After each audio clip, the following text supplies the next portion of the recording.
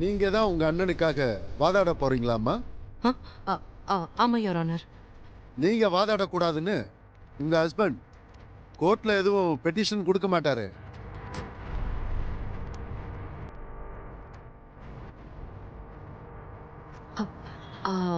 நான் என் அண்ணனுக்காக கடைசி வரைக்கும் ஸ்ட்ராங்கா நிப்பேன்.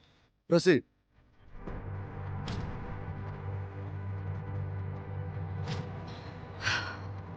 யுவர் ஆனர், அந்த ஆக்சிடென்ட் நடந்த அன்னைக்கு எங்க அண்ணன் வந்து என்னோட கல்யாணத்துக்காக மண்டபத்துல வேலை பார்த்துட்டு இருந்தார்.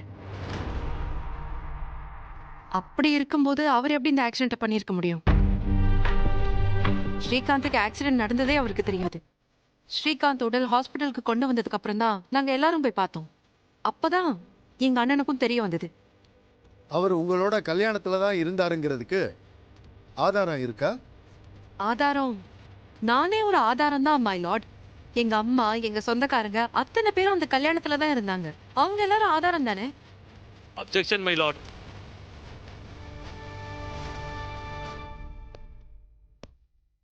ஏமா, குற்றவாளியா நிக்கிறது உங்க சொந்த அண்ணன் தானே?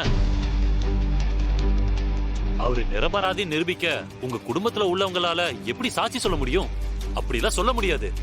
இதுக்கெல்லாம் ப்ராப்பரா லா படிச்சுட்டு வந்திருக்கணும். திடீர்னு வாதாடணும்னு வந்தா இப்படிதான் இருக்கும். வேற ஏதாவது ப்ராப்பரான எவிடன்ஸ் இருக்கா? யுவர் ஆனர், எங்களுக்கு கொஞ்சம் கால அவகாசம் வேணும். நாங்க எவிடன்ஸ் எடுத்துட்டு வரோம். என்னம்மா டைம் கேட்டுட்டே இருக்கீங்க? இவ்வளவு நாள் வேஸ்ட் பண்ணிட்டீங்களே. உங்க அண்ணா அப்ரூவரா இருக்காரு. நீங்க அவர் நிரபராதின்னு ப்ரூவ் பண்ண ட்ரை பண்றீங்க. இந்த கேஸ் ஒரே குழப்பமா இருக்கே.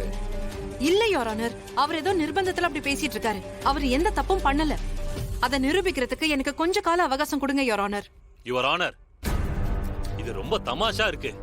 இந்த கேஸ ப்ரூவ் பண்றதுக்கு வாதாடுற நேரத்தை விட பெர்மிஷன் கேக்குறதா ரொம்ப அதிகமா இருக்கு. யுவர் ஆனர், இந்த கேஸ் விஷயமா நான் இன்னொரு பெட்டிஷனை ஃபைல் பண்ணியிருக்கேன்.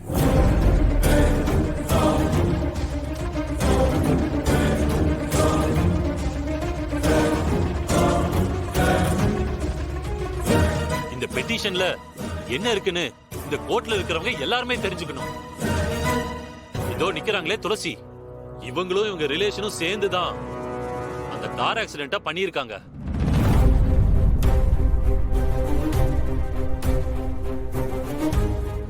இல்ல, இது எப்படி பாசிபிள்?